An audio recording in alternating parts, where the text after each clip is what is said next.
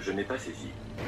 Ça va faire bientôt 3 ans que je me réveille sans réveil, je me réveille naturellement, sauf à quelques exceptions près, mais voilà, quelques fois dans l'année. Et je veux un peu partager mon expérience avec toi, t'expliquer pourquoi est-ce que j'ai commencé à faire ça, quels sont les avantages et les inconvénients. En fait, moi, ce qui s'est passé, c'est que avant, quand je travaillais en tant que salarié ou alors en tant qu'étudiant, j'avais, comme tout le monde, une alarme le matin pour me réveiller pas trop tard. Et ce qui se passe, c'est que ça déréglait complètement mon rythme. Et j'ai voulu essayer, en fait, de vivre sans réveil. Au début, ça me paraissait complètement bizarre, les gens trouvaient ça bizarre aussi autour de moi. Et c'est quelque chose qui paraît très anormal, mais qui aujourd'hui me paraît totalement naturel, et je pourrais absolument en aucun cas revenir en arrière et commencer à utiliser un réveil le matin. Pourquoi ? Parce que, en fait, ce qui se passe depuis que j'ai arrêté d'utiliser un réveil le matin, c'est que je suis beaucoup plus en forme, je me sens beaucoup mieux, de manière générale, et de tous les trucs qui sont désagréables et un peu chiants dans le fait d'être salarié ou dans le fait d'être étudiant, etc., pour moi, le truc le pire, c'est d'avoir un réveil matin. Et le luxe le plus important que j'ai aujourd'hui en étant entrepreneur et en ayant créé un mode de vie assez libre que j'ai actuellement,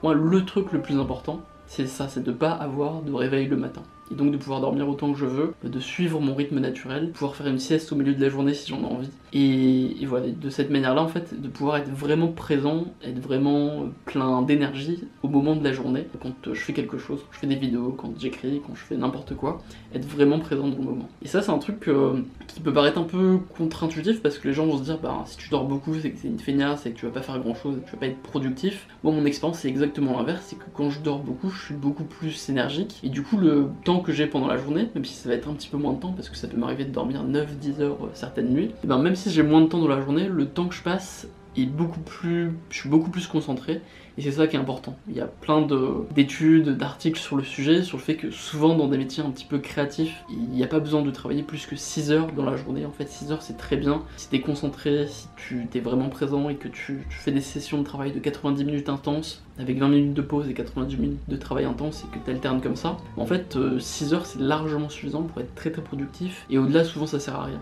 Et du coup, dormir beaucoup, c'est pas gênant du tout en fait. Au contraire, ça te permet d'être vraiment éveillé au moment où t'es réveillé. Le truc intéressant dans toute cette période, pendant ces 3 ans où j'ai arrêté d'utiliser un réveil, c'est que j'ai vraiment une relation différente avec la nuit, dans le sens où pour moi la nuit c'est vraiment une partie importante de ma journée, et je le vis pas du tout comme une perte de temps, c'est vraiment une deuxième journée.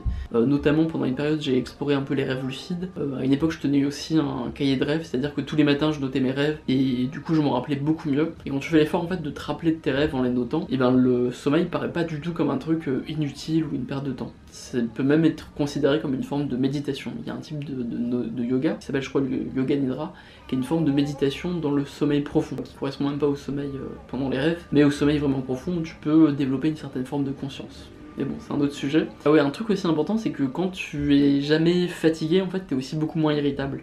Souvent, les gens, quand ils sont énervés, quand ils ont des réactions un peu où ils sont pas vraiment eux-mêmes, c'est juste parce qu'ils sont fatigués. Il y a un livre qui s'appelle The Willpower Instinct, dont je parle assez souvent, qui explique que le truc le plus grave et le plus dangereux par rapport à la volonté, par rapport à la capacité d'autodiscipline, par rapport à ce qu'il appelle l'instinct de volonté, c'est de ne pas être fatigué. En fait, on a tous des phases où on perd totalement notre volonté juste parce qu'on est fatigué.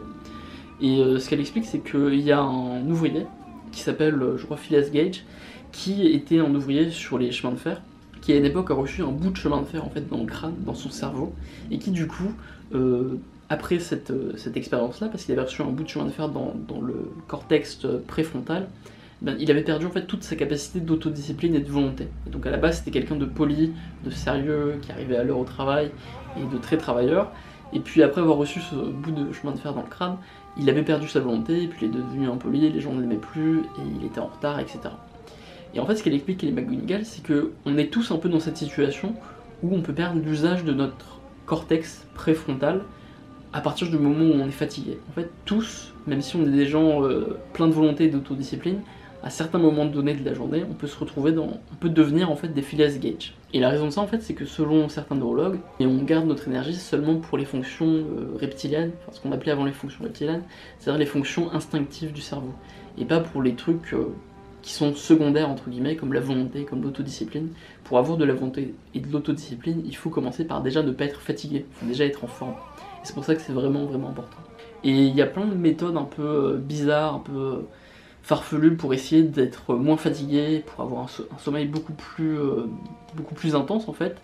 Mais vraiment pour moi le plus efficace de ce que j'ai essayé, il y a les trucs des siestes aussi, il y a les trucs du sommeil polyphasique, il y a le truc de mettre son réveil à la bonne heure pour bien respecter son nombre de cycles ultradiens. Mais le truc pour moi le plus efficace c'est simplement de ne pas utiliser de réveil et aussi de dormir dans une salle totalement sombre pour vraiment dormir profondément. C'est ça le truc le plus important pour mieux dormir, parce que c'est ça qui est vraiment important quoi. C'est pas juste de réduire son temps de sommeil, c'est de dormir véritablement pour profiter de sa journée. Il y a un truc qu'on réalise pas aussi forcément, c'est que ok on veut dormir moins pour plus profiter de la journée, mais en vérité même si tu restes éveillé pendant 20 heures, au final c'est pas pour ça que t'as vraiment vécu pendant 20 heures quoi. Si t'es à moitié en train de penser à autre chose, si t'es à moitié absent dans ta journée, bah en fait t'as été présent peut-être 2-3 heures dans la journée. Tu vois, mieux vaut juste passer ta journée où t'es éveillé pendant 12 heures et pendant ces 12 heures t'es vraiment là, plutôt que 20 heures où t'es à moitié là. Donc il faut bien aussi comprendre ça. Et je sais que ça peut faire peur de commencer à dormir sans réveil. Évidemment ça concerne les gens qui ont les possibilités de le faire. Et moi ce qui s'est passé c'est que quand j'ai commencé à dormir sans réveil, au début je dormais énormément. Je dormais 12 heures ou plus des fois, parce qu'en fait je compensais la période où j'étais obligé de me réveiller. Parce qu'en fait pour mon cerveau je pense que c'était comme si voilà, c'était une phase vraiment particulière où il fallait que j'en profite absolument pour me régénérer. Mais en fait petit à petit mon temps de sommeil a diminué.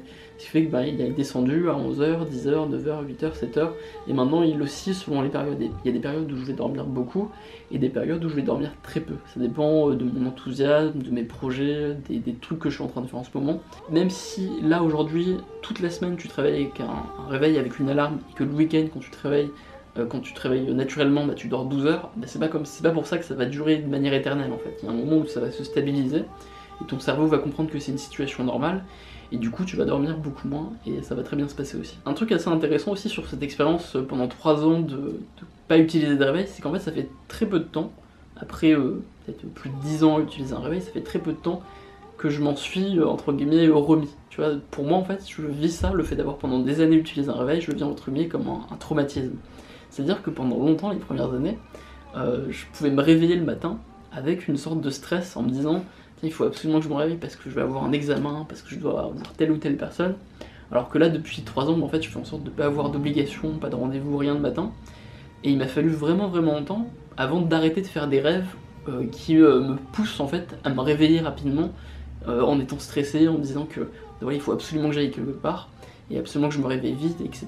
Et avant de perdre ce stress du réveil qu'on est très nombreux à avoir, il m'a fallu assez longtemps en fait, il m'a fallu plus d'1 an. Et aujourd'hui, je fais plus ce genre de rêve là, et je me réveille vraiment naturellement et vraiment bien.